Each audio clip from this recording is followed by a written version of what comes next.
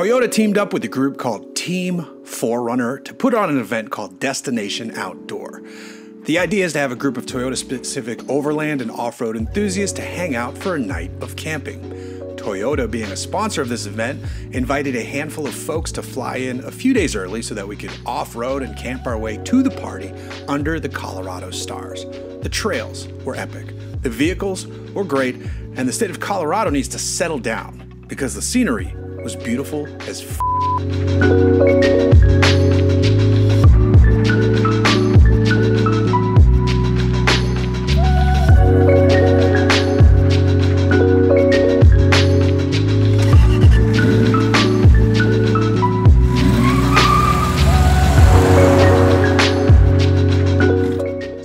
Way to Destination Outdoor West, currently in a Land Cruiser trim, and driving over just absolutely stunning off-road trails here at least 12 to 13,000 feet up in Colorado. This thing has taken it pretty well. I criticize the Land Cruiser because I think they put really boring tires on these things, but this is rambling up here. We've dropped down to 30 PSI, not that low, but just enough to give it some comfort. We've got the front stabilizer bar disconnected. We're in 4 low because it is working the transmission pretty hard because we're climbing a lot, descending a lot. But otherwise, this thing is just kind of cruising out here and having no issues. Keeping an eye on where I'm putting the tires because there's some pointy gotcha ones, which I'd be less scared about if I had a set of KO2s or something. At each corner, KO3s, I guess, the new hotness. But just cruising, the hybrid iForce Max here has that low end torque that you want, and this thing just kind of rambles along really nicely. The day before I was in the Trail Hunter, which I'll talk more about that later, but that thing was also pretty awesome out here, even though the trails today are a bit more aggressive.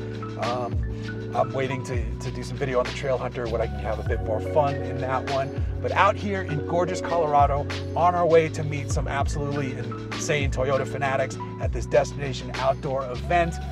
The journey is probably more exciting than the destination because I gotta tell you, this is some of the most beautiful off-roading I've ever done. We're not just here to drive the Land Cruiser though, as I mentioned the Trail Hunter just now, but we also have a Tacoma TRD Pro and TRD Off-Road, as well as 2 other trims of the Land Cruiser. Our convoy started at Toyota's regional office outside of Denver, but we soon found our way away from I-70 and on up to the trails.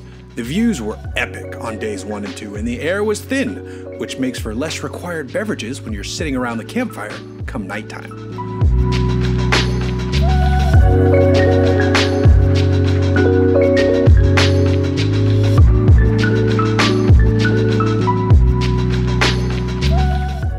Third day of off-roading, however, we found some more aggressive trails.